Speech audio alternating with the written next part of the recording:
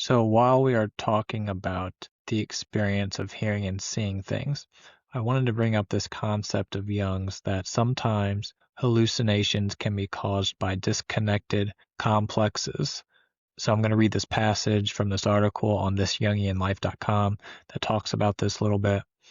Just a side note too, This Jungian Life is a great podcast to check out if you're interested in learning about Jungian theory, but they start by saying Jung suggested that hearing voices may be caused by disconnected complexes and can either never reintegrate into the psyche's totality or only join together in remission, like a mirror broke into splinters. Jung drew parallels between dream content and hallucinations. For Jung, the feeling tone complex, not the dream, was the royal road to the unconscious. He saw the individual as composed of many autonomous selves, so we cannot assume a unity of consciousness or the primacy of will. Jung said that a person with a strong complex thinks in terms of the complex, dreams with open eyes, and no longer adapts psychologically to the environment.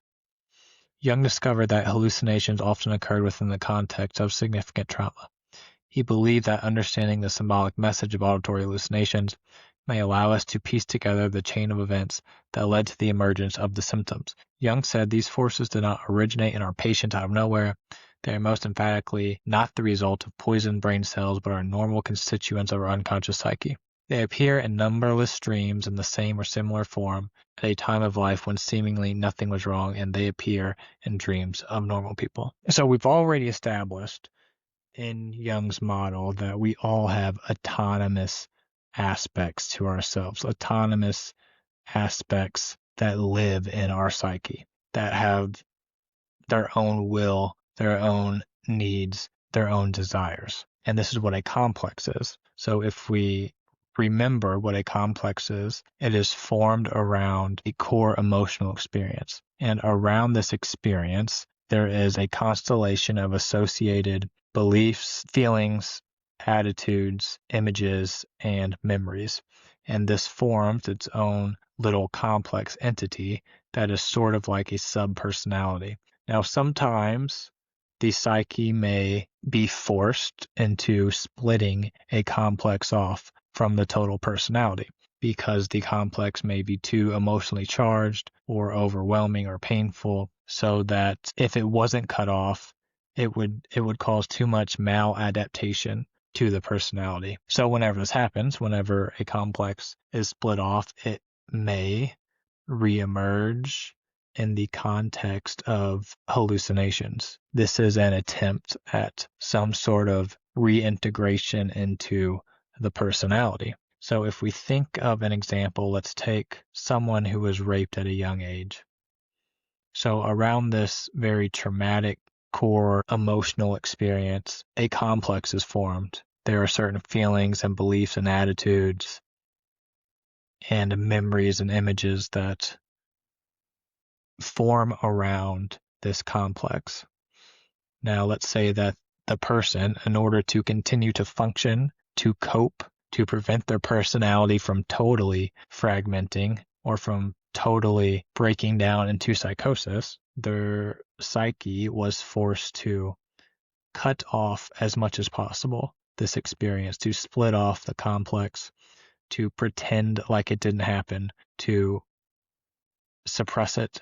So there was never any sort of reconciliation with what occurred. There was no coming to terms with the experience. It was just, let's keep our head down and pretend like this didn't happen. So everything we experience stays within us. So this complex doesn't go away. And let's say that it reemerges in the context of auditory hallucinations. The patient starts hearing voices, and these voices are very self-deprecating. They tell the patient, they victimize the patient. They they take the form of a persecutor. They tell the patient that they're worthless, that they're no good, that they're ugly, that they should just take their own life.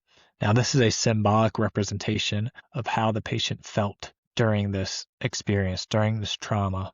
They felt victimized, they felt worthless, they felt powerless, and now this complex is expressing itself through the voices. So in Jung's approach, you have to intervene at the level of the complex and you need to try to understand the chain of events that led to the emergence of the complex and the symptoms. It isn't enough just to give medications, because while medications may silence the voices for a little bit, it is not going to make the complex go away. It's going to contribute to the complex still being split off and disconnected. So if there is any hope at healing, the source of intervention in Jung's approach would be to work with this complex and explore where it came from in an attempt to reintegrate and reorganize the psyche so that it could come to some sort of peace or cooperation with this.